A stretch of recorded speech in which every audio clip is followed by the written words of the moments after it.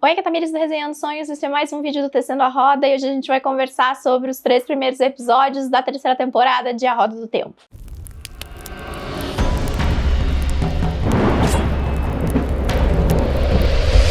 A temporada estreou no dia 13 de março com 3 episódios, já temos um vídeo no Tecendo a Roda, onde a gente comentou as nossas primeiras impressões sem spoiler sobre esses primeiros episódios. Então, se por acaso você ainda não assistiu a série, a gente recomenda que você passe por lá, porque este vídeo aqui vai conter spoilers. A gente vai passar, então, pelos 3 episódios, comentando as cenas e também ressaltando aqui os significados de algumas coisas que podem ter passado batido aí pra vocês. E pra não perder nenhum vídeo do Tecendo a Roda, aproveita e já se inscreve aqui e também confere a nossa playlist, onde a gente tem dezenas de vídeos sobre essa temporada e também sobre as temporadas passadas da série. A gente vai começar falando sobre o primeiro episódio, que se chama Vencer a Sombra. Como a gente tá acostumado, então, a gente vai falar por núcleos, né? E nada melhor do que começar pelo núcleo da Torre, que foi aí o núcleo de abertura, esse núcleo bombástico, essa cena que a gente já tinha tido acesso um pouquinho antes do episódio sair. O episódio começa com a mamãe Moraine, então, observando a cena de longe. A gente lembra que ela foi banida da torre, então ela não pode se aproximar, ela não pode adentrar a torre. Ela sabe que tem ali uma tensão rolando, mas ela fica só observando de longe. E o que tá acontecendo, então, na torre? A Siuan, ela organizou um grupo de 11 votantes. Isso é muito sério, porque para tomar uma decisão, então, é sempre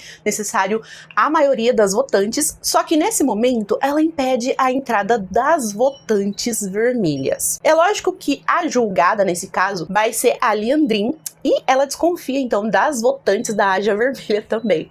Mas a gente vai ver no futuro que essa atitude aí pode ter colocado em xeque toda essa situação. A gente consegue ver também nessa cena o Ivan e o Maxine e outros guardiões ali preocupados, mas como eles são guardiões, eles não têm acesso, então, ao salão. Eles ficam ali de fora aguardando a decisão. E aí, lá dentro, a Liandrin vai começar falando, ela vai com tudo. Ela vai alegar, então, que a Siuan quebrou as leis da Torres ao quebrar sua dinâmica com a Moraine, então, porque ela se aproximou da Moraine quando ela estava com o Randy, um homem que não é só capaz de canalizar, mas também se autoproclamou o dragão renascido. Ela não só se encontrou como a Moraine, como ela evitou, então, a fuga desse homem. E aí, se a gente reparar muito bem nessa cena, a Siuan, ela não nega nada. Ela escorrega, então, que nem quiabo nessa situação. Porque se a gente lembrar, as Aes Sedai não podem mentir, né? Então ela dá uma sabonetada ali e ela dá um contragolpe na Liandrin, né? Acho que ela pensa, vamos ver quem ganha, então. Eu também tenho outra acusação pra fazer. E aí ela vem com tudo e ela acusa a Liandrin de ser uma amiga das trevas. E pra provar isso, ela traz a Nynaeve, que já está, então, ali em Tar Valon como testemunha, né? Porque foi ela que levou as meninas, então, pra Falme. E aí, nesse momento, se a gente reparar, então, nas vestes da Siuan, a gente vai ver que ela tem uns detalhezinhos em azul junto com o dourado. Muito linda essa roupa. É uma ode, então, à sua Aja. A gente sabe que quando uma Amyrlin, ela se torna, então, né, o trono, ela deixa a sua Aja de lado para se tornar as 7 Ajas, mas a Siuan, nesse momento, escolhe homenagear aí a sua Aja. Acho que isso diz muito sobre esse momento também. Depois que a Liandrin tenta atacar, a Siuan vai segurar a Liandrin com o poder único, e daí a Liandrin vai pedir ajuda, e aí que a gente vai ver outras 4 Aes Sedai da Aja Negra que estavam ali dentro do salão. Se a gente volta um pouquinho nessa cena, a gente vai ver essas 4 Aes Sedai trocando olhares várias vezes. Elas estavam tentando decidir a melhor hora de intervir. Uma das primeiras coisas que elas fazem assim que elas se mostram é incapacitar a Nynaeve, por medo dela canalizar e acabar com toda a brincadeira. Essa cena de luta é muito legal e ela mostra os vários usos do poder único. Além também de mostrar algumas cenas bem violentas, como por exemplo uma Aes Sedai sendo cortada no meio com o poder único, a Leane bem sem paciência esmagando a cabeça de outra, a paulada. Porém, com a Siuan sendo derrubada, a Liandrin consegue se juntar com as Aes Sedai, que é uma coisa que a gente já viu acontecer. Elas fazem um vínculo e passam esse poder para Nynaeve, daí ela fica muito mais poderosa, e é aí que ela consegue fazer uma explosão de poder, derrubando aí a porta e incapacitando muitas Aes Sedai. Aqui dá para perceber bastante que a Liandrin é vista como uma líder. Foi ela que fez o contato com a sombra, ela que conversava com o Ishamael. Então ela que estabeleceu essa relação com o Ishamael e com o Tenebroso. Nessa cena a gente é introduzido a uma Aes Sedai da Aja Verde que é completamente lunática. O nome dela é Jeanne. Junto com ela tá a Chesmal, que é da Aja Amarela. E também vemos a Galina, que é uma personagem já conhecida dos leitores e que é da Aja Vermelha. A diferença é que a Galina permanece do lado da luz. Essa cena é muito legal e importante para estabelecer que nem toda Aes Sedai da Aja Vermelha é necessariamente ruim. Algumas sim têm visões equivocadas, outras têm sim uma posição de vilania, como a gente bem viu e ainda vai ver mais na série. Mas como qualquer outra Aja, a gente tem personagens bons, personagens ruins, ou com motivações que se encaixam entre esses dois termos. Em paralelo, a gente está acompanhando outras Aes Sedai que estão indo para uma sala que está escondida, onde são guardados artefatos ali, sangreais, que são muito importantes. São a Verin e a Adalês, que a gente conheceu na outra temporada, e também a Naomi. Depois que a Verin abre, a Naomi ela vai se revelar e ela vai fazer uma tessitura para apagar a memória tanto da Verin quanto da Adalês. Só que se vocês tiverem prestado atenção nessa cena, vocês vão ver que a Verin, com muita destreza, consegue desfazer a tessitura da Nomi e somente a Adalês é a verdadeiramente atingida, mas a Verin vai fingir, vai desmaiar ali para manter as aparências. E essa cena, assim como a cena do salão, vai mostrar que elas não fazem ideia. Tanto que mais pra frente, nos episódios, a Verin vai comentar que ela tinha acompanhado, né, toda a vida da Naomi e que ela não esperava algo vindo dela. E aqui vale prestar atenção em alguns dos artefatos que a gente viu nesse local, porque alguns deles podem reaparecer aí no futuro. Tem um batente de porta vermelho, que a gente espera ver mais pra frente dessa temporada. Tem um bastão de Belfire. Tem a figura da mulher nua de alabastro. Tem um que parece um cristal branco, que pode ser o Sangreal de Vora. Tem um que é um disco, outro que é um dado. E vários desses foram parar na bolsinha ali da Naomi. Indo pra cena da Alanna, a gente vai ter uma cena de batalha bem interessante, porque eu acho que essa cena ela é um mix do uso do poder único com as habilidades de guerreira da Alanna. Afinal de contas, a Alanna faz parte da Aja Verde e a Aja Verde é a Aja guerreira, né? Então ela tem outras habilidades que não é só, né, usar o poder único a seu favor. Ela vai enfrentar todas aquelas Aes Sedai da Aja Negra com os seus dois guardiões, que é o Yvon e o Maxim. E uma cena que chama a atenção desse confronto é a hora que os dois guardiões conseguem passar a espada pelo peito da Liandrin e ainda assim ela consegue sobreviver porque ela é curada rapidamente e defendida ali pela Jeanne e a Chesmal. E essa sequência vai acabar com a morte, então, de um dos guardiões da Alanna, que é o Yvon. Eu tava esperando um pouquinho mais de impacto nela, assim, de ela ter uma reação ainda mais potente aqui. Mas eu acho que a grande pergunta que ficou desse confronto é o que será que precisa pra matar a Liandrin? Porque ela já tinha sido forçada pela Siuan, e aí agora ela tomou 2 espadadas e a mulher segue mais viva do que nunca. E num outro ponto,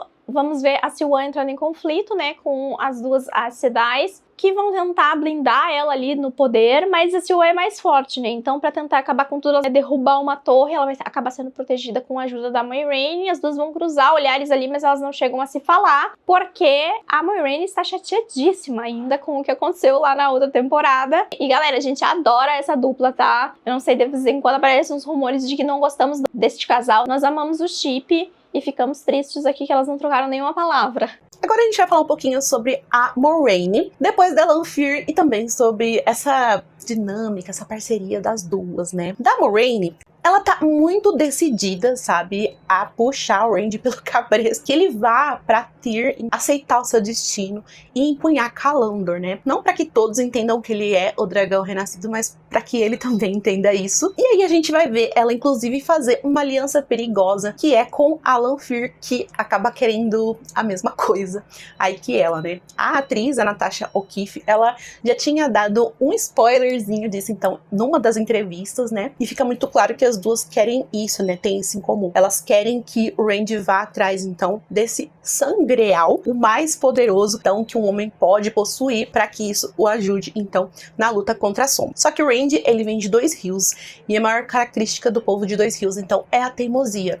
E justamente porque elas querem que ele vá para um lugar, é que ele vai para a direção contrária. É claro, e eu amo isso no personagem. E aqui pausa para comemoração. Calandor até então era uma incerteza na série, né, gente? Nos livros, esse é o grande arco do livro 3, né? Quando o Randy descobre que ele é o dragão renascido, ele vai correndo, porque essa é uma das profecias, assim, mais importantes, né, mais famosas sobre o dragão renascido. Então ele vai correndo desesperadamente até Tyr pra ver se ele realmente é o dragão. E aqui a gente vê que esse arco, então, foi invertido. Primeiro, ele decide ir para o deserto Aiel, e depois, então, ele resolve ir até Calandor. Aí, a Lanfear aponta que essa indecisão do Randy é culpa dos seus amigos, né?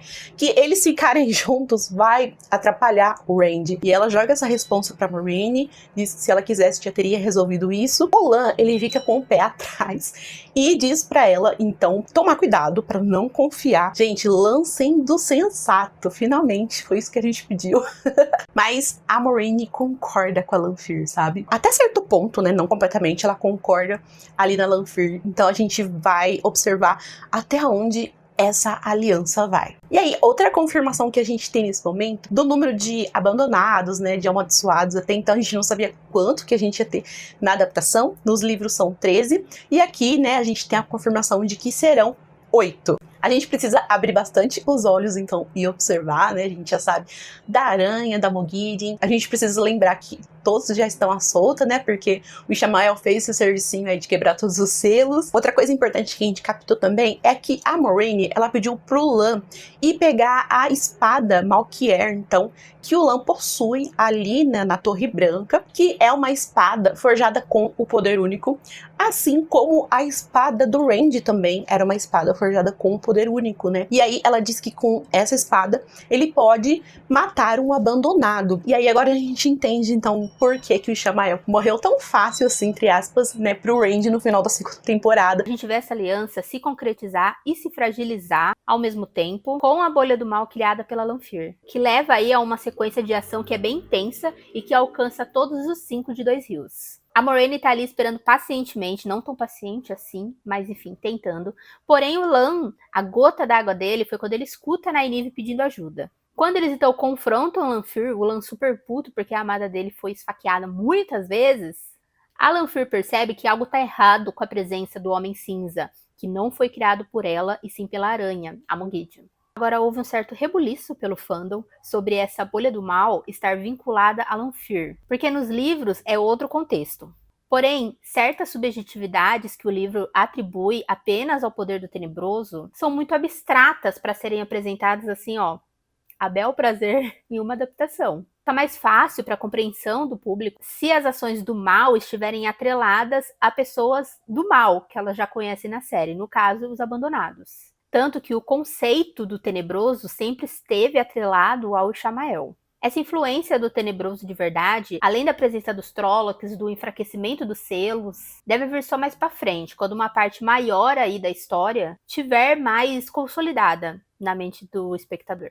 A Roda do Tempo tem 14 livros, gente. Sendo assim, ela tem uma infinidade de coisas e é impossível transpor todas essas coisas para a tela. E esse poder maligno, para ficar bem feito, para as pessoas temerem e entenderem, ele precisa vir de uma fonte mais sólida. A gente está começando a conhecer os abandonados, não dá para colocar muitas informações aqui de uma vez. E por isso, atribuir a responsabilidade a uma determinada figura torna mais fácil essa compreensão. O mesmo a gente aplica aos Homens Cinzas, que nos livros são criaturas criadas pelo tenebroso e não pelos amaldiçoados. Mas aqui na série, como a gente já viu, eles estão sendo atribuídos a Moghedien. Porém, haveria espaço sim para manter as coisas que já foram introduzidas, como os Trollocs e os Myrddraal. Os Trollocs, por exemplo, a gente vai ter nessa temporada. Os demais sinais a gente vai ter que ver se eles vão chegar de alguma forma a funcionar com o que já foi estabelecido. O problema é sempre introduzir muita coisa solta e não manter uma constância que faça sentido dentro da história.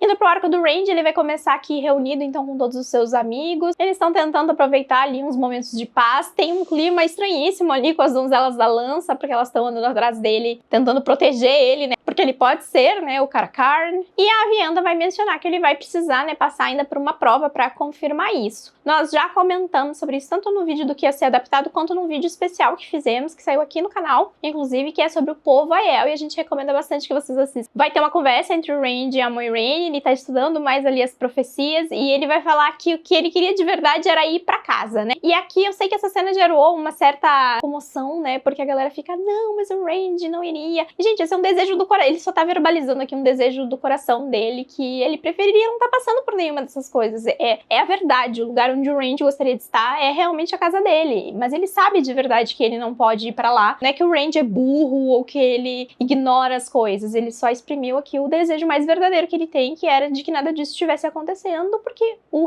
lugar onde ele queria ir era pra casa. E aí também vem a fala da Moiraine, né, falando que ele nunca mais vai voltar pra casa, e talvez tenha mais coisas tecidas nessa frase do que só essa replicação aí de responder ele que ele não vai voltar pra Dois Rios, né. O Randy ele ainda tem muito receio de vestir esse manto do dragão renascido, mesmo que ele tenha se revelado lá na primeira temporada, tanto que é por isso que ele vai ir indo atrás dessas profecias, né? Nos livros é assim também. Ele vai atrás das coisas que estão listadas nas profecias para ver se ele consegue cumprir essas profecias, até ele se certificar, ok, esse mesmo é o meu papel, então não tem mais o que fazer, então agora eu vou usar isso ao meu favor. Mas essa conversa também serviu para solidificar ali a aliança da Moiraine e da Lanfear, porque a Moiraine tem uma percepção nessa cena de que realmente ele vai dar um pouquinho mais de trabalho. E eles vão ser, na sequência, atacados, o que vai solidificar para todos eles de que não existe mais lugar seguro, eles vão estar sempre sendo perseguidos, e é isso também que vai ditar aí a decisão da Moiraine, do Lan, Egwene e a Vienda de irem pro deserto Aiel, e agora numa posição onde o Randy toma um pouco as rédeas e ele decide, né, pra onde eles estão indo. Outra coisa, então, que influencia o Randy a tomar essa decisão é um bate-papo que ele tem ali com a Elaine, porque ele também começa a se aproximar dela,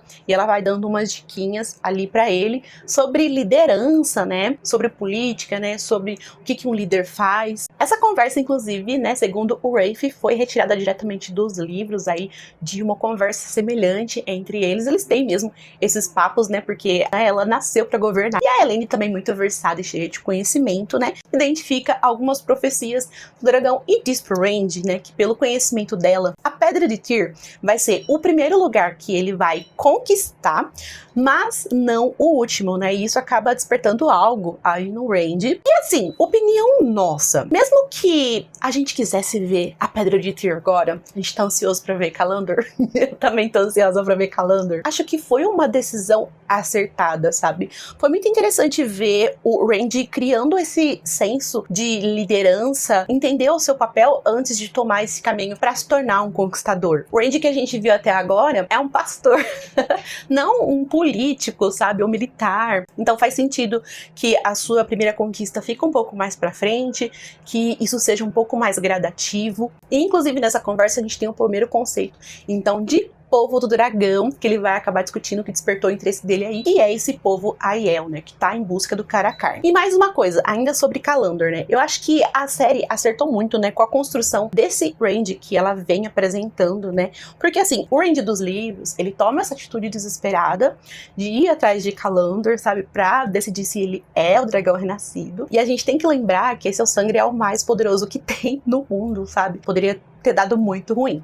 Depois, ele tem uma atitude que é muito inteligente, sabe? É muito interessante. Eu adoro o Randy dos livros, tá? Mas assim, olhando pra série, eu acho que é muito inteligente o Randy tomar essa atitude e entender que ele precisa lidar com Callandor e com a Pedra de Tyr quando ele tiver um pouco mais maduro. Porque tanto um sangreal quanto conquistar um povo exige um pouco mais de maturidade que esse Randy da série ainda não tem. Se a gente tiver uma quarta temporada aí, acho que vai ser tudo. Vamos falar um pouco sobre a Egwene e a Nynaeve. A Siuan vai lá conversar com a Egwene e com a Nynaeve sobre a Torre Branca, e a Egwene coloca uma condição para continuar na torre. Ela quer passar pelo teste de aceita naquele mesmo dia. Ela sabe que precisa aprender e que também precisa ter mais liberdade. E para buscar essa liberdade que é tão importante, primeiro ela precisa do anel de aceita. Ela então começa a sua jornada nos arcos, né, que é aquele mesmo desafio que a gente viu a Nynaeve passar na temporada anterior. E a gente não vê muitas coisas, na verdade a única coisa que a gente vê é ela como trono de Amirlin. Ela tá junta com a Nynaeve e com a Elaine, e elas estão olhando um Randy extremamente cabeludo ali dentro do rio. Cabeludo e maluco, né, muito maluco. Ele já enlouqueceu totalmente, ele matou o Perrin, ele matou o Mat, e ele grita lá de dentro do lago que elas se ajoelhem perante ele. Alguns detalhes legais nessa cena é o vermelho sangue na água que o Randy tá ali, né, no lago. E a roupa da Egwene, que tem ali as chamas. E aqui, ó, um foreshadow para os leitores dos livros. Tenho certeza que vocês pegaram. E outro detalhe também é que uma das Aes Sedai que aciona o arco junto com a Siuan é a Alviarin, que eu acho que a gente ainda não tinha sido apresentadas. Bom, a gente não viu o que acontece, né, o desenrolar do que a Egwene tá vivendo ali dentro do arco, mas com certeza foi uma coisa horrível, porque ela sai super assustada, cheia de sangue e chorando muito de dentro dos arcos. Ela vai conversar com o Randy depois, mas ela não pode revelar o que aconteceu. Isso faz a gente lembrar um pouco do passado, lembrando especificamente do primeiro episódio da primeira temporada, quando ela também passa por um teste ali com a Nynaeve e ela também não pode contar pro Randy o que aconteceu. Agora, uma cena que dividiu aí os fãs foi o momento em que ela dá as costas pra Merlin e decide ir embora. É bem interessante ver as consequências do que fizeram com o Randy e a série não se esquece disso. Mas a gente esperava um embate um pouco maior entre a Egwene e a Siuan.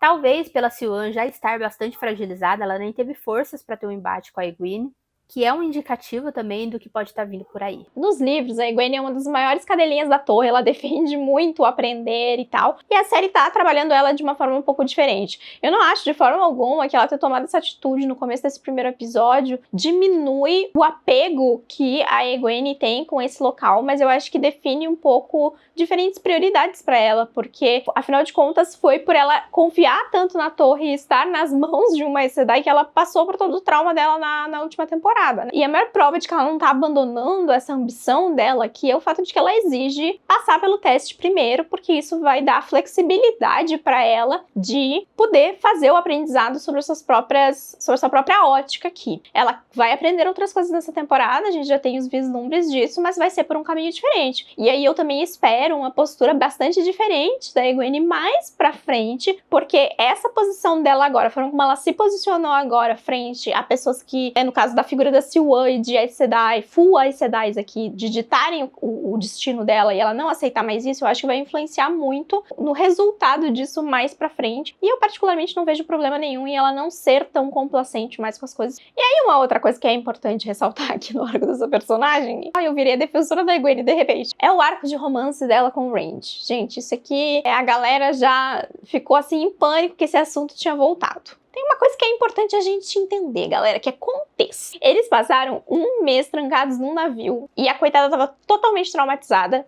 E o Randy ainda está um pouco fragilizado. É extremamente normal que os dois tenham se aproximado. Você aí em casa, volta pro seu ex, só dele te mandar um coraçãozinho no Stories. Você nem passou pela quantidade de tortura que a Egwene passou, tá? Não tá nem perto da mesma fragilidade emocional e você tá julgando a garota porque a garota queria um corpo quente durante um mês de viagem de navio. Então assim, vamos se acalmar. Porque, afinal de contas, eles cresceram juntos. Na cabeça dos dois, até pouco tempo atrás, eles iam ficar muito juntos. Mas pra Egwene, ele ainda é o porto seguro dela e ela também tem esse mesmo significado pra ele. Mas aí vamos reparar uma coisa importante então dessa cena, que é a hora que os dois se abraçam ali. Dá pra ver uma cicatriz horrível, né, na barriga, no estômago do Randy, aquela cicatriz que foi causada pelo Mat ter lançado a sua adaguinha do mal, né, a adaga de Shadar Logoth, e que deixou aquela marca horrível. Já no arco da Nynaeve, e eu acho que é bom a gente se preparar pra ver bem pouco da Nynaeve nessa temporada, de forma geral, assim, ela não consegue canalizar, ela ainda tá com essa trava, e ela demonstra isso tanto na cena lá da Torre Branca, quanto depois na bolha. Mas isso não quer dizer que não haja progresso. Eu acho que a Nynaeve dizer que ela precisa de ajuda e ela escolher ficar pra aprender, já é parte do progresso. A construção da Nynaeve aqui, enquanto essa trava, tem muito a ver com questões na cabeça dela, dos medos dela. Se a série quis trazer isso desde o início, vai ter que seguir os passos aqui. Personagem que tem muito problema em comunicar, ela só se fecha. Então ela ter admitido que ela precisa de ajuda já é um bom indicativo de que a gente tá perto de resolver esse problema. E eu acho que tem uma outra coisa que pesa muito aqui também, que vai além dela, que é o fato que ela também percebe que ela não consegue ajudar os amigos dela, né? E a gente vai ver ela se dar tchau pro Lan, dessa vez da parte dela, e ele vai acabar entregando pra ela um anel, né, que era das rainhas de Malkier, que é praticamente um pedido de casamento, né, galera? Nosso casal vivíssimo. Agora, sobre a Aviendha e a Elaine, né, que por outro lado... A gente vê uma amizade evoluir para um flerte, a gente vê elas conversarem sobre o Randy, né? A Elaine ali sempre empática e diplomática, falando pra Aviendha ter um pouquinho mais de paciência com ele, sabe? Passando aquele paninho básico pro dragãozinho, né? Quem nunca? Só que aí a Aviendha, ela demora um pouquinho, né? Pra se tocar que a Elaine tava com segundas intenções, né? E aí o papo começa a evoluir e finalmente rola uns beijinhos maravilhosos, deliciosos entre as duas. Que delícia de episódio, né, gente? Quem amou? E aí, entre nós, será que esse casal também rola nos livros? E assim, Robert Jordan só não teve coragem de concretizar de fato esse casal, porque ele cria toda uma situação, assim, elas são unha e carne nos livros, e ele cria subtexto romântico pra elas, e a cada coisa que elas falam uma pra outra, sabe, falam da outra assim pra outras pessoas, que claramente é um casal. E aí a gente tem que entender que essa é uma história que se passa nos anos 90. Faltou um pouco de coragem, ou não era um momento ali propício pro autor, e que bom que a série, que se passa no século XXI, está explorando essas coisas. E assim, pra quem reclamou que foi rápido, duas coisinhas, né? Primeiro, elas iam se separar muito rápido, então assim, tinha que acontecer ali, vai saber quando que elas vão se ver de novo. E outra coisa também, a gente tem que lembrar que passou um tempinho aí, elas provavelmente ficaram mais de um mês aí dentro de um navio, então deu um tempinho aí pra elas se conhecerem melhor, pra elas estreitarem esse laço. Mas independente, foi lindo e nós amamos. Vamos falar sobre o Matt e o Perry. O Matt tá sendo o Matt e tá se gabando muito sobre a trombeta de Valer. Ele conta pra todo mundo em toda a oportunidade que ele tem sobre isso. E isso não deixa de ser uma atenção, porque das duas uma. Ou ele não sabe o real perigo que ele tá correndo por estar carregando um objeto mágico à vista de todo mundo pra lá e pra cá, ou ele é um completo idiota. E vocês sabem que ambas as opções serviriam ao Matt. Mas no caso de ele estar carregando um objeto mágico que ele não sabe que é perigoso, a gente vai desvendar já essa parte no próximo episódio. Ele também tá falando a língua antiga, ele nem percebe quando ele faz isso. Também ouve muitas vozes na sua cabeça e não tem dormido muito bem. Laudo médico, fragmentado. A gente vê aí um diálogo entre a Nynaeve e o Matt, e a Nynaeve tá sempre preocupada com ele, como sabedoria, mas além disso, como amiga. E quando o Matt finalmente decide se abrir e pedir ajuda. Um detalhe legal e importante sobre a cena deles na taberna é o jogo que eles estão jogando. Nesse jogo, as peças são cobras e raposas.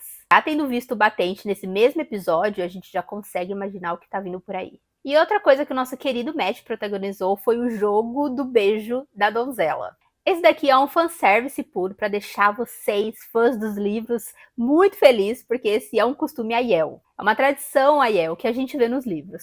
Outra coisa é que o baralho que o Matt tá mexendo ali quando tá acontecendo a bolha do mal é sobre os heróis da trombeta. Ele vê o Arthur Asa de Gavião no centro, a Mareçu do lado direito com uma espada e a Brigitte do lado esquerdo com um arco e flecha. Quando eles começam a se mexer e a interagir com ele. Nos livros, quando isso acontece, o Matt tá numa taberna e as peças do baralho saem para atacá-lo. Já o Perry tem poucas cenas e falas aqui, ele tá sempre muito pensativo. Além de pensativo, ele tá introspectivo, muito calado, já se preparando e pensando como contar para os outros que ele quer voltar para casa. Na conversa que ele tem com os meninos ali na taberna, traz à tona de como o Perry se enxerga. E isso, claro, vai afetar as suas futuras decisões. Ele diz que ele não é um líder e que ele nunca seria. O momento mais simbólico dele nesse episódio talvez seja ali no momento da bolha do mal, porque o anel de casamento dele com a Layla é quebrado, e isso vai impulsionar o Perry de uma forma ou de outra a seguir em frente. Aí agora vamos falar sobre a bolha do mal e a Morgade. A bolha do mal, a gente vai ter um efeito diferente em cada um deles, e esse efeito vai refletir as inseguranças de cada um. O confronto da Aegon é com o Randy, porque afinal de contas ela acabou de sair do teste, no teste ela deve ter visto várias versões dele, e as versões eram diferentes, e na que a gente assistiu ela foi obrigada a matar ele. E pro Randy também vão aparecer nessas várias versões dele, porque ele ainda não, ele tá num processo de descobrir quem ele realmente é nessa figura de dragão renascido. Quando a gente vai pro Perrin, a gente tem o Machado, né, porque esse é um personagem que tentou se distanciar da violência depois do que aconteceu com a Layla. E aí a cena simbólica aqui é que neste momento ele tem a quebra exatamente disso, quando o Machado quebra o anel que ele ainda usava, né, o anel de casamento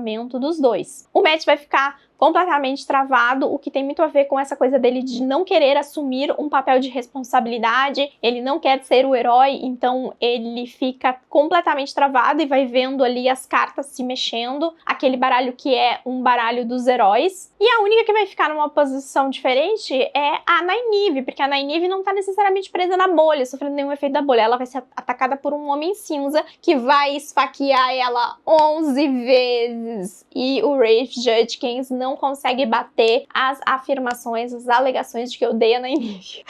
11 vezes, galera. E falando da Morgerian, ela vai aparecer torturando aqui um homem e perguntando pra ele se ele quer ser cinza. A gente tá presenciando a transformação aqui de uma pessoa em um homem cinza, que são essas figuras que a série está atribuindo enquanto algo que somente a Morgerian consegue fazer. A forma como ela manipula o poder ali, puxando assim, eu achei sensacional. Ela está assustadora nessa cena e é muito legal a forma como pra ela é tudo uma grande brincadeira. E ela chama ele de Jaishin. Para os leitores, talvez o tenham reconhecido. A primeira vez que a gente vê o Jaishin, ele é chamado de Bors e ele aparece no prólogo de A Grande Caçada. Ele tá ali numa reunião de amigos das trevas e é pedido diretamente pra ele que ele fique de olho nos meninos de Dois Rios. Algumas considerações pra gente fechar então esse episódio. Esse foi um ótimo episódio, acho que foi o melhor primeiro episódio de temporada que a gente tem, superou até lá do primeiro. A gente tem aqui os personagens tendo que tomar decisões e seguir cada um a sua jornada. Isso já aconteceu em outras temporadas também, mas aqui a gente tem um peso um pouco maior, sabe? Um ritmo diferente. A cena inicial, gente, é assim, absolute cinema total. E a gente começa a sentir o tanto de mudança, né, que essa temporada está tendo, principalmente com a proclamação, então, do dragão renascido. Suspeitas agora são mais suspeitas ainda. Os antagonistas estão por todos os lugares, né, tanto os abandonados quanto os amigos das trevas. A gente amou ver a Mogidin aí nas sombras, né, só na espreita, agindo, né, e ver esse perigo aumentar. Por mais que eles se sintam mais fortes juntos, não tem jeito, o caminho vai se bifurcar e cada um precisa buscar a sua própria jornada. Bora pro 2? Começando o episódio 2, uma questão carmesim. A gente vai começar com a Casa Traken, finalmente, então. 20 anos atrás, a gente vê a Morghese Traken, então, ali no momento da sua coroação. A gente consegue ver que ela tá grávida, então ali da Elaine, ela tá sentando no trono do leão. A gente tem vídeo, então, sobre a Casa Traken, tá na nossa playlist, é só você dar uma conferida, então tá na descrição desse vídeo. E nesse momento a gente também conhece a Elaida, que é uma Aes Sedai da Ágia Vermelha, conselheira da Morghese. Ela vai mencionar, então, a morte da Mordralã e a gente vai conhecer aí mais algumas casas que estão presentes. A gente sente uma tensão no ar nesse momento. A gente vê aí a Casa Barin, a Casa Anshar e a Casa Karen jurando, então, lealdade pra Morghese. E aí, pro choque de todo mundo, ela decide que não pode ter mais nenhuma guerra de sucessão e mata todo mundo que pode dar trabalho pra ela, né?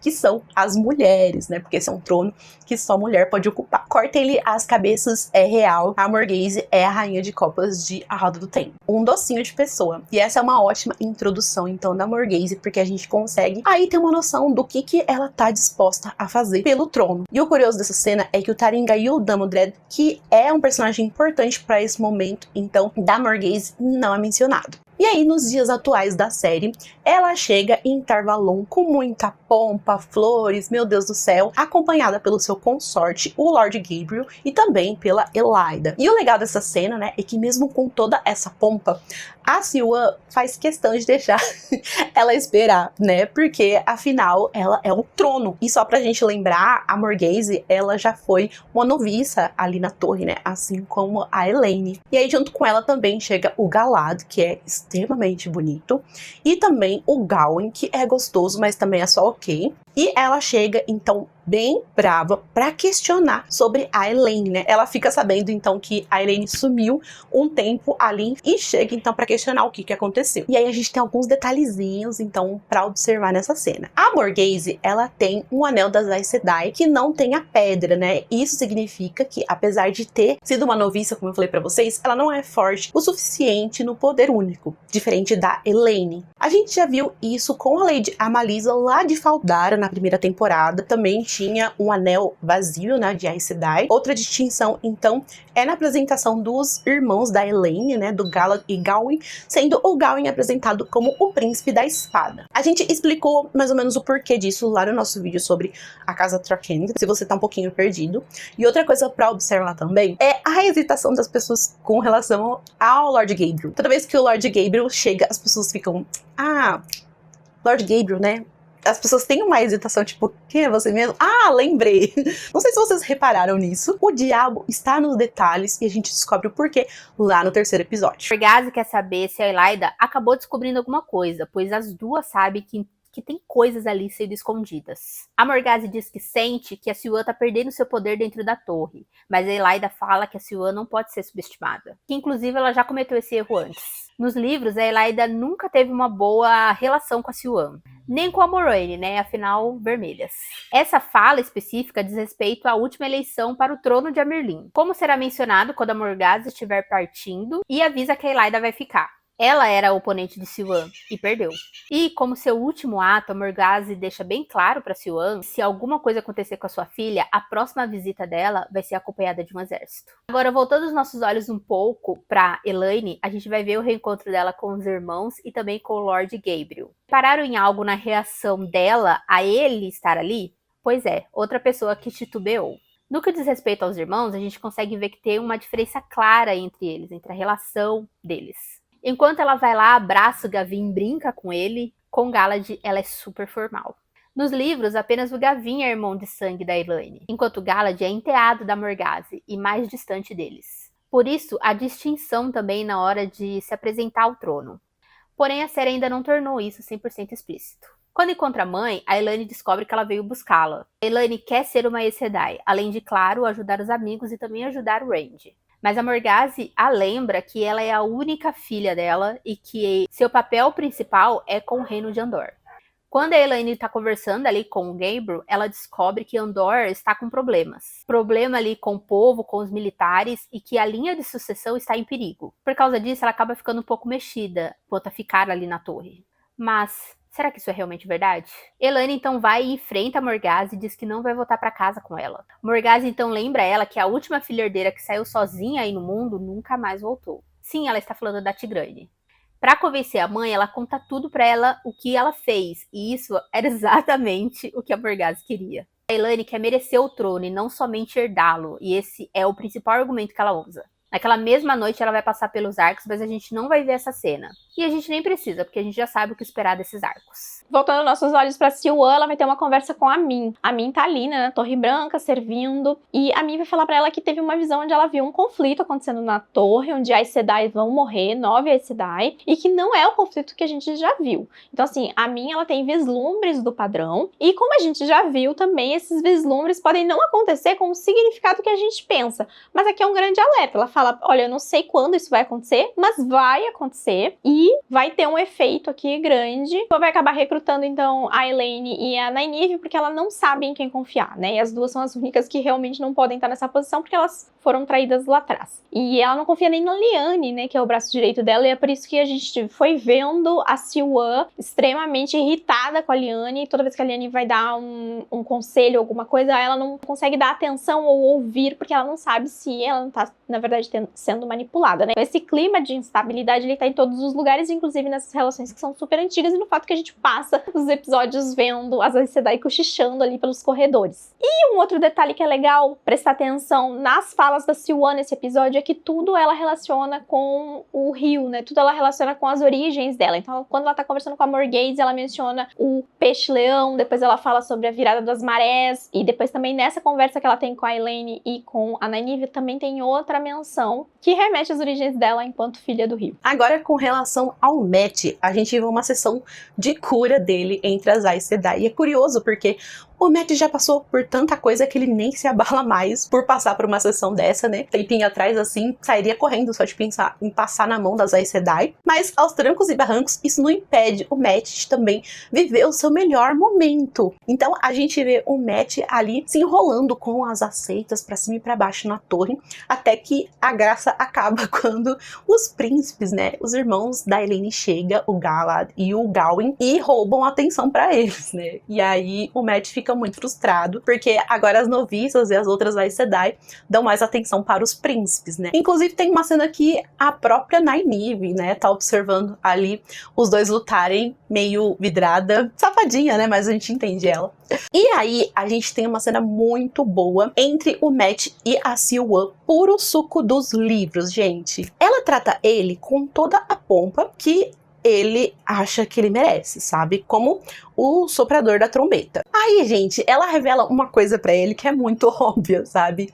Ela fala assim, então, tá vendo essa trombeta que você fica levando pra cima e pra baixo? E que você acha que você é o rei do gado com o seu berrante, achando que é invencível, que você vai estar presente na última batalha? Então, se alguém te matar, ela pode simplesmente pegar a trombeta e soprar, e aí ela vira a sopradora da trombeta. E aí ele fica aflito porque ele não tinha pensado nisso, né? Ele contou pra todo mundo, ele nem conhecia as pessoas, ele tava falando sobre isso, ele falava sobre isso pra conquistar as pessoas, ele tava fazendo retrato dele e distribuindo por aí. Eu não sei, as pessoas simplesmente não levam o Matt a sério, porque se levassem, ele já estaria morto há muito tempo.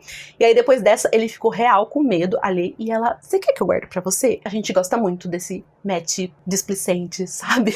Meio cabeça de vento. É muito, muito, muito bom ver ele assim. E outra coisa interessante sobre essa cena, né, é a comparação que a Siuan faz entre o Matt e também o tio dela. Ele tá muito relutante em se colocar numa posição de herói, né? Ele fala pra ela que ele só faz o que ele tem que fazer. E ela falou, bom, é isso que os heróis fazem. E assim, eu não sei vocês, né, mas quando ela guarda a trombeta, eu só fiquei com um pouquinho de pé atrás, porque eu falei, será que a Torre Branca é um lugar realmente seguro pra guardar essa trombeta? Enfim, só sei que eu estou preocupada com a trombeta, gente. Agora vamos falar sobre o trio Randy, Egwene e Moraine. Agora a gente tá indo para o deserto Aiel, com o Randy, a Moraine, o Lan, a Vienda e a Egwene. O Randy segue sonhando com a Lanfear. Ela pergunta por que ele não foi pra Tear buscar Kalandor, que ele tá dificultando a missão dela de protegê-lo.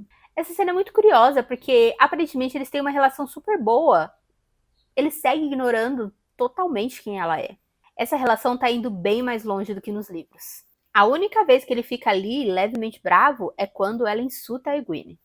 A gente pode ver que esse sonho está acontecendo junto com o sonho da Egwene, que está sendo torturada pela Rena. E como a Lanfear mostra o seu domínio sobre Tel'aran'rhiod. Riot. Aqui, a gente espera que você já tenha percebido que os sonhos da Egwene não são tão espontâneos quanto ela pensa. Em conversa com a Moraine, Randy tenta explicar para ela como é tocar a fonte imaculada de Saidin. E ela lhe diz que ele vai ter sim que aprender a fazer isso, entendendo muito bem a diferença entre o bom e o ruim do poder para ele não se perder. A Vienda fica horrorizada quando ela vê o Randy com uma espada, porque esse não é um costume Aiel. Ela então fala da profecia para Moraine, que o Caracan é a salvação e a destruição. Ele vai unir e vai destruir os Aiel, e o dever dela é levar o Randy até a Terra da Trindade. A Egwene vai sonhar novamente com o que ela passou ali nas mãos do Seachan, principalmente da Rena, e torturou muito ela. Isso ainda é um trauma para ela, e com razão. Mas não é algo que ela fica remoendo como ela pensa, porque a gente sabe que tem outra pessoa incitando isso. Nos sonhos, ela continua sendo torturada até que ela se liberta, e ela faz isso de uma forma que nem ela entende. Ela entra então no mundo dos sonhos e encontra uma sábia Aiel, que lhe diz que ela não deveria estar ali. Finalmente, chegando ao deserto Aiel, Randy e a sua turminha animada são interceptados ali pelo Huark, que é um chefe de clã, e pela Bair, que é uma sábia e que tinha encontrado a Egwene nos sonhos. E assim, de cara, ela já fala sobre a profecia que envolve ele. Ele virá do oeste, além da espinha do mundo, saído do sangue, mas não criado no sangue. Ele nos unirá com elos que não podemos quebrar. Ele nos levará para casa e nos destruirá. Chegando em Dois Rios, a gente tem então a chegada ali por um portal. Eles veem que tá tendo movimentação ali, né? Tem alguns rastros, tem pegadas, tem cinzas no chão. E essa vai ser uma cena legal porque o Loial vai poder explicar um pouquinho aqui sobre a saudade. Ele vai demonstrar estar um pouco fraco, e isso tem a ver com uma particularidade aqui do Zogier, que quando eles ficam muito longe de um pouso, ele começa a sentir alguns sintomas ali, começa a ficar mais cansado. E essa progressão é chamada de saudade. E se o Ogier nunca voltar pro pouso, ele pode inclusive ir de arrasto. Mas o Loial, sendo Loial, ele fala que tá tudo bem, que ele ainda não tá perto de estar com problema, e que na verdade esse sentimento, né, faz com que ele se lembre de casa com reverência. Outro ponto legal sobre essa cena é ver a forma como o Loial usa os caminhos. Diferente da Moraine, que a gente viu sempre fazer a sua manipulação do poder único, o Loial usa uma pequena folhinha ali que ele encaixa, que serve como uma chave para manipular os portais, né, uma folha de avendessora. E assim, os caminhos foram criados lá atrás, exatamente para os Zogier, para eles usarem enquanto uma forma mais rápida de ir de um pouso para o outro. E acabou se tornando esse local mais sombrio que a gente vê retratado na série por causa da influência do mal. Chegando em Dois Rios, o Perrin vai ver ali a forja dele, eles vão encontrar a Marin, que é a mãe da Egwene, e ela imediatamente já vai começar a querer esconder eles ali, que as coisas estão mudadas, os mantos brancos estão ali, ajudando o povo de Dois Rios com o ataque dos Trollocs, mas ela sabe que manto branco e o Perrin não combinam muito bem, então ela vai levar ele ir para um local seguro. E quem que elas vão encontrar lá? Vão encontrar lá a Alana e o seu guardião Maxim. A busca aqui dos Mandos Brancos com o Perry é pelo acontecimento lá do final da segunda temporada, onde o Bornhound, o Geoffrey, mata o lobo, o saltador, e aí o Perry mata ele. O Dain viu, que é o filho, e agora ele quer vingança, então ele tá ali atrás, mas ainda assim, até eles acharem, eles estão ajudando a defender Dois Rios dos Trollocs. E como o Perry é uma pessoa muito boa no coração dele, o primeiro pensamento dele já é que então ele vai se entregar e vai arcar aí com as consequências. Considerações sobre esse episódio: foi uma ótima introdução, tanto para Morghese quanto para Elaida. Foi muito chocante, muito interessante ver como que ela conquistou, né, e permaneceu ali no trono do leão, e como que ela gesta a sua politicagem. Agora a gente consegue compreender um pouco mais a Elaine. Aliás, né, a Morghese, Siuan e a Elaida, as três na mesma cena, que deleite. Eu amei ver elas contracenando juntas. Gostaria de mais cenas assim. Acho que a família Traken era uma promessa, já tinha um tempo, né? Então foi muito legal ver isso se concretizar e a gente ver esse destaque pra Elaine, que era uma personagem que chegou, agradou o público e precisa desse desenvolvimento, né? A gente precisa entender mais sobre essa personagem, também as suas raízes. É um episódio que, apesar de ter esse foco, né, um pouco mais político ali na Torre Branca, não deixou de mostrar também, né, um pouquinho dos outros personagens, pra onde que eles estão indo, né? O Randy ali pro deserto junto com a Moraine, também com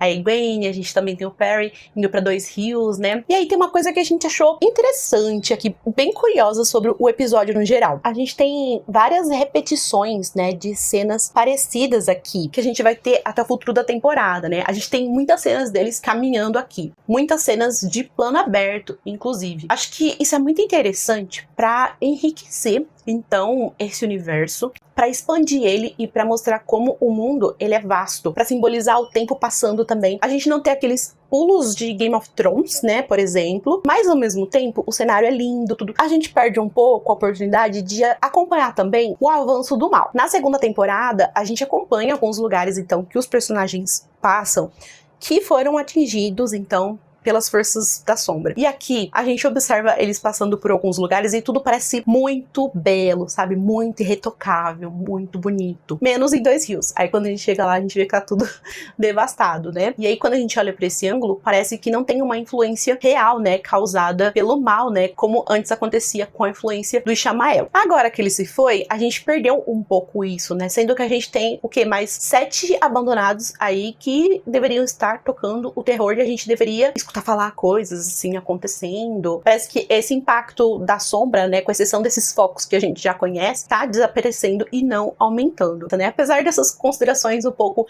no final, foi um ótimo episódio, a gente gostou bastante. Bora lá, então, pro episódio 3. Agora a gente vai passar pro episódio 3, que se chama Sementes da Sombra. Esse episódio já começa com uma reunião ali inusitada e bem interessante.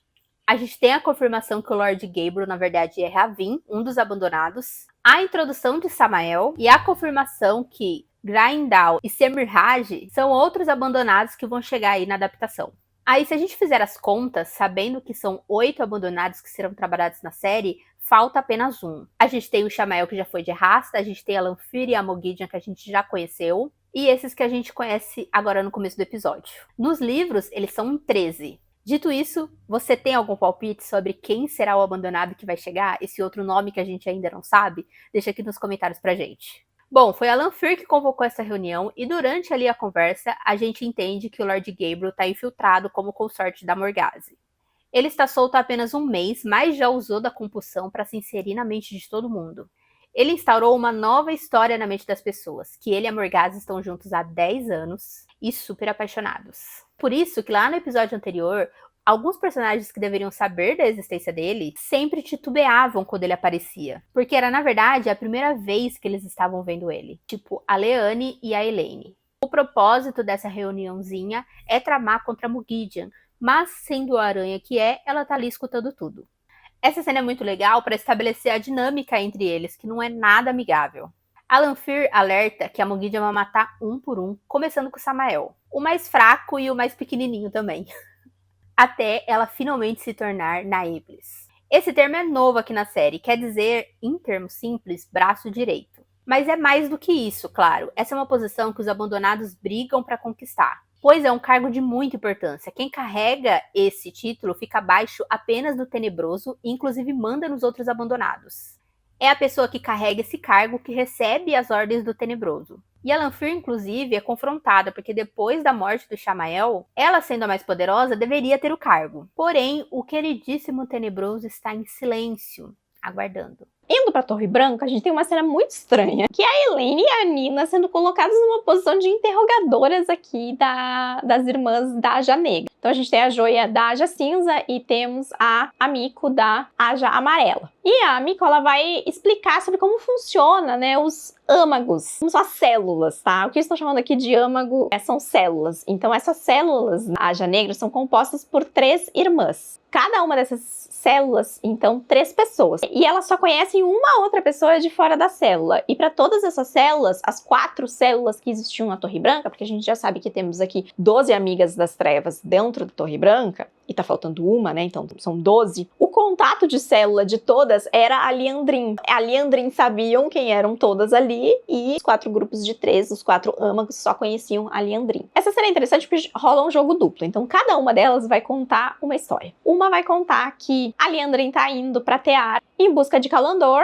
e a outra vai dizer que, na verdade, ela tá indo atrás do Mazrim Taim em Saldeia. E, gente, prestem bem atenção nesse nome e todas as informações que a gente recebe sobre ele, porque se a série progredir, essa é uma figura que vai ir se tornando importante aqui e pode apresentar algumas surpresas na história mais pra frente. O Mazrim Taim é apresentado aqui enquanto um falso dragão, tá? Então ele é tipo um outro Logain, só que é um pouco mais problemático. Tentando entender e encontrar respostas certas, elas vão ir até o local onde a Liandrin ficava com o filho. Elas vão encontrar lá uma marca no chão, que logo depois elas vão descobrir que essa marca é de Tantico. Nessa cena dá pra ver o quanto a Nynaeve ainda tá magoada, né, com toda a situação da Liandrin, porque a Liandrin foi uma das poucas pessoas que efetivamente parece que tentou ajudar a Nina, enquanto também tentava recrutar ela ali. Nessa cena também dá pra ver que já tinha um homem cinza seguindo as duas, tá? Espero que vocês tenham pegado ele. Elas vão seguir a pesquisa delas e vão encontrar uma série de desenhos ali, ilustrações, que mostram os artefatos, os greais que foram levados da torre. E vão encontrar também a marca, né, que mostra que a Liandrin, confirma que a Liandrin tá indo para Tantico, porque é uma marca desse local,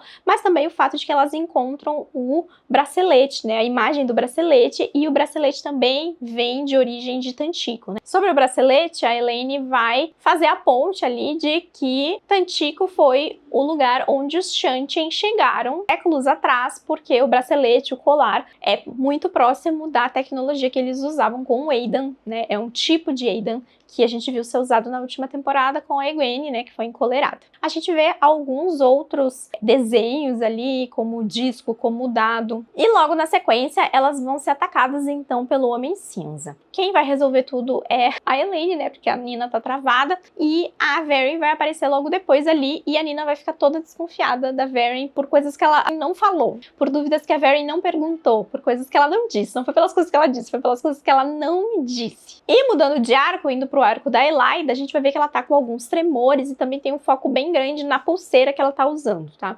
Essa pulseira tem uma cobra e uma raposa, então provavelmente tanto os tremores quanto essa peça que ela tá usando tem a ver com os Elfin, que estão conectados com o batente de Porta Vermelha, que lembra lá no primeiro episódio, foi um dos objetos, dá pra chamar de objeto, um negócio enorme que tava lá na sala protegida. E aí ela vai tentar conversar com a Siuan, mas ela é barrada pela Liane, né? Porque só as Aes Sedai votantes podem pedir uma conversa privada, assim sem marcar com antecedência. E aí ela se volta para o hall das vermelhas e vai distribuir presentinhos, com o intuito claro que alguma votante então reserve uma reunião para ela, mas ela também tem alguma relutância com as vermelhas. Uma das principais líderes da Aja Vermelha, então, que oferece relutância para Elaida é a Chutama. A gente vê uma outra líder ali, que é a Galina, um nome aí pra gente ficar de olho, e a Elaida fala que o dragão renasceu, e esse é o momento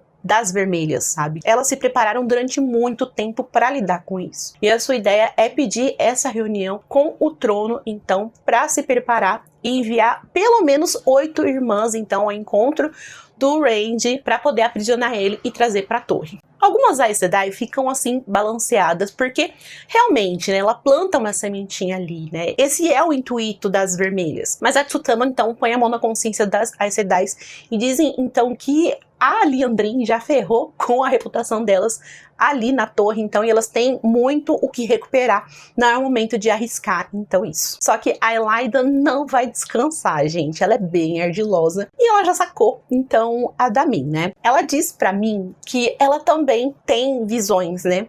Aqui, a Elaida tem o talento com T maiúsculo, né? A gente já falou sobre isso em alguns vídeos, né? A gente tem Andarilha dos Sonhos, a gente tem algumas que tem o talento ali da cura. No caso, a Elaida, ela tem o talento da previsão. Mas até esse talento você tem que saber interpretar ele da forma correta. E ela disse pra mim, então, que ela também tem esse talento e ela entende esse fardo. E ela diz que todas as visões que ela tem, ela guarda, então, com ela como se fosse um tesouro. Mas ela vai lá e compartilha uma de suas visões, então, com a mim, que é que a rainha de Andor teria um papel muito importante, então, na última batalha, né? E ela não esperou, né, sentada por isso. Ela, inclusive, foi lá e ajudou a Morghese, então, com o trono, ali na sua guerra de sucessão, prevendo que isso, então, ia gerar frutos pra ela. E aí ela canta a bola, então, sobre o golpe que vai rolar com a Siuan e disse que as vermelhas vão restaurar o principal intuito da Torre Branca, então, que é encontrar e capturar o dragão renascido. E aí, a gente não vai ver isso pela primeira vez. Essa interpretação um tanto errônea, ela disse que a rainha de Andor seria muito importante para a batalha final. Mas quem disse que seria a Morghese? O que ela fez, então, foi escolher ali uma rainha pra apoiar, né, colocar no trono. Mas será que essa rainha que ela escolheu, então, estar do lado, vai ser a rainha, né, que vai estar ali na batalha final? Ela é muito convicta, assim, ela fica cegamente convicta em algumas coisas e ela precisa se abrir para interpretações, né? E ela deixa um recado importante pra mim, então, que ela não precisa ser só espectadora das suas visões, né? Então, esse recado é importante. E aí, de volta lá pro salão, então, das vermelhas, a Tsutama descobre que a Siuan quer que ela vá atrás do Tain, né? A gente já falou aí desse possível falso dragão. A Elaida, espertinha, já pergunta quem que vai ficar no lugar aí da Tsutama, que é uma votante espertinha, né, gente?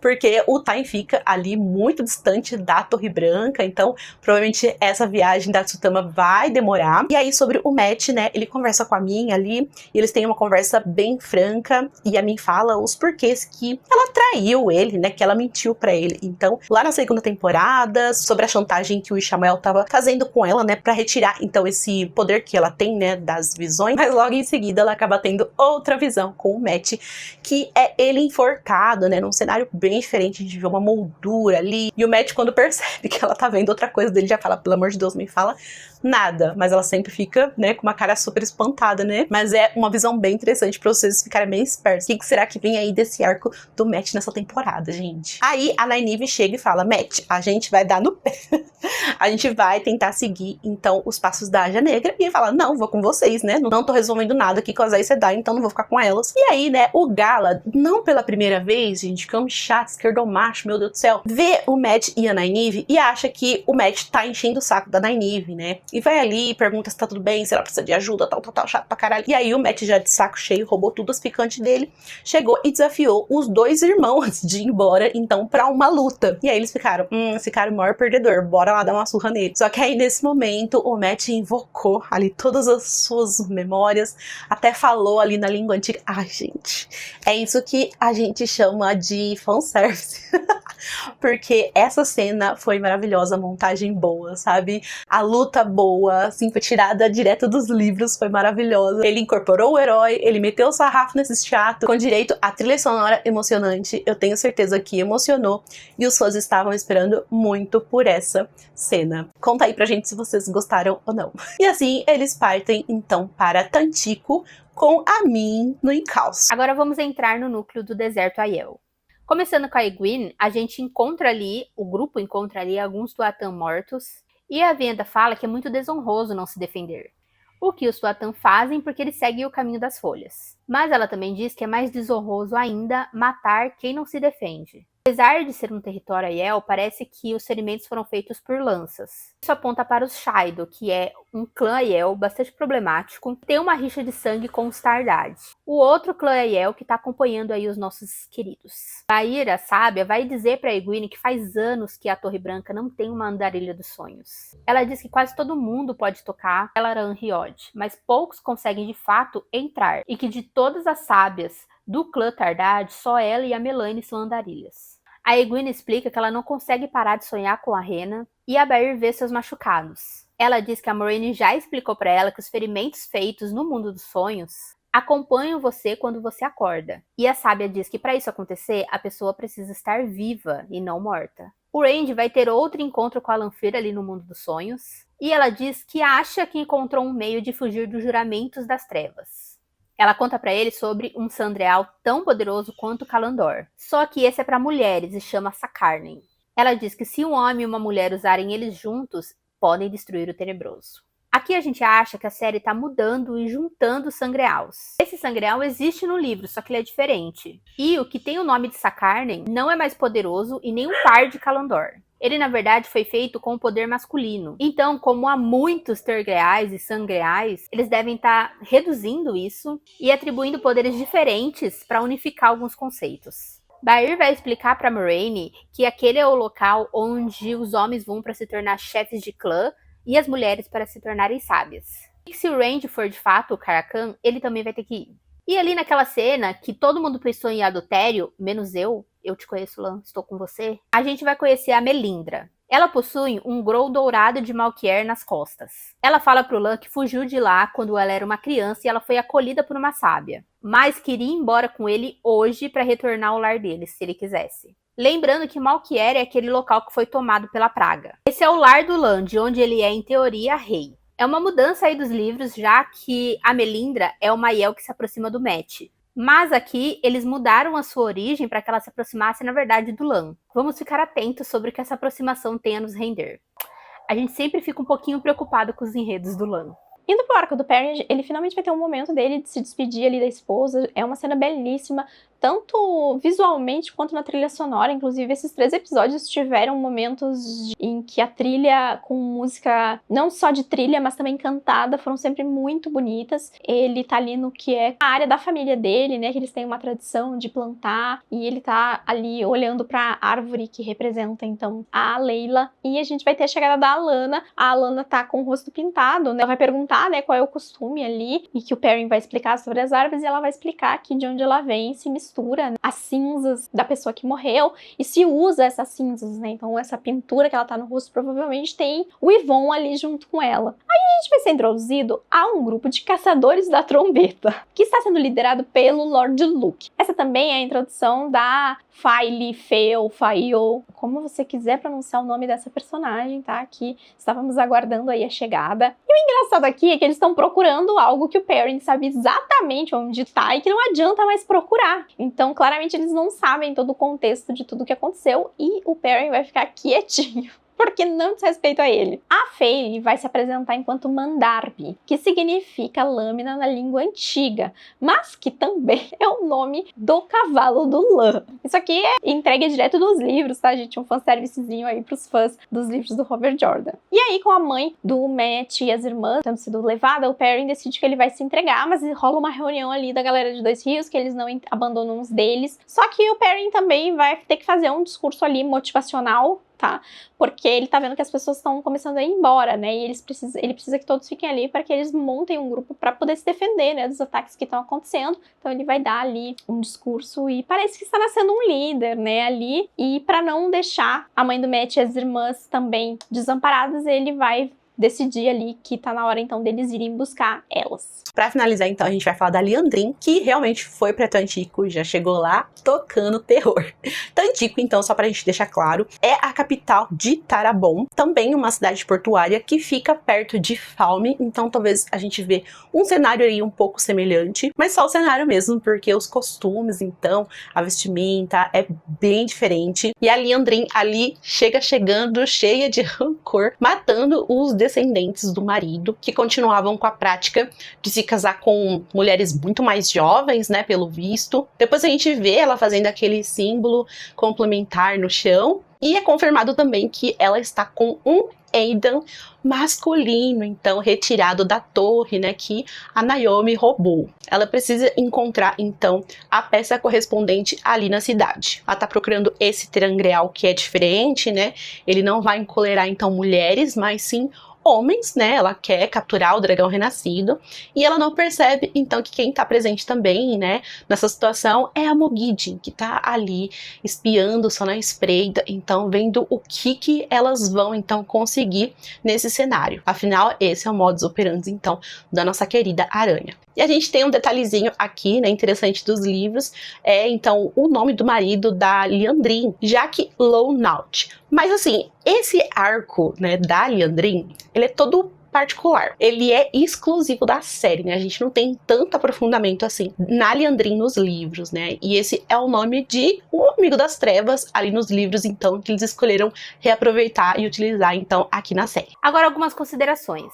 Nosso ponto favorito foi os abandonados e a dinâmica entre eles. A série tá sabendo fazer isso muito bem, foi muito delicioso ver eles nesse episódio. O deserto Aiel também foi um ótimo prenúncio para o povo Aiel. E claro, tudo que vamos conhecer sobre ele daqui pra frente. Outro ponto legal também foi o Matt. Galera, eu acho que foi uma abertura de temporada excelente, assim. A gente teve, sim, algumas mudanças, tiveram coisas, alguns plots aí que estão realinhados, alguns que a gente precisa andar a temporada ainda pra ver pra onde é que vai, mas eu acho que foram 3 episódios bem fortes da Roda do Tempo. Eu, particularmente, não sei dizer pra vocês qual é o meu favorito entre o 1 e o 3. Pra mim, o 1 e o 3 ficam muito empatados, assim.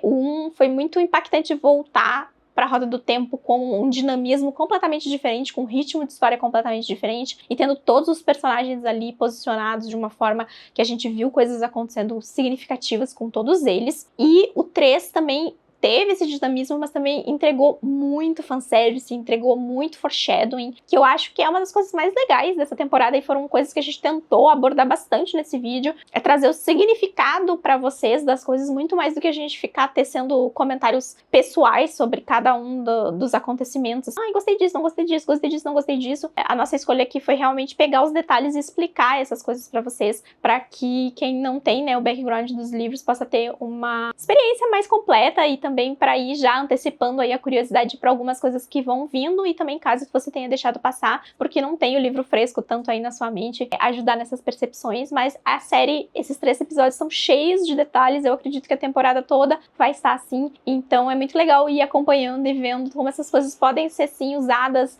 transformadas e manipuladas na série para trazer uma experiência legal. Então eu particularmente fiquei muito feliz com esse começo de A Roda do Tempo. É assim, o melhor início de temporada, e talvez esses 3 episódios já sejam melhores, assim, do que muito do que a gente já viu. Então, acho que vai ser muito legal. Tô super empolgada pra essa cobertura, super empolgada pra essa temporada. Então, eu espero ver vocês acompanhando aí junto com a gente os apontamentos sobre todos os episódios. No próximo vídeo, a gente conversa sobre o 4º episódio, que sai na próxima semana. E eu quero saber de vocês aqui embaixo nos comentários o que vocês acharam, se vocês notaram essa diferença no ritmo, qual foi o momento mais legal pra vocês de qual dos episódios, e também qual é o seu episódio favorito. Eu tô em dúvida entre o 1 e o 3. Não esquece de se inscrever aqui no canal, de acompanhar o Tecendo a Roda, de dar uma olhadinha na nossa playlist, porque tem vários conteúdos complementares de coisas que a gente já adiantou pra vocês e que vão ajudar aí na compreensão da temporada. Não esquece de deixar o seu joinha nesse vídeo, e a gente se vê no próximo. Tchau, tchau!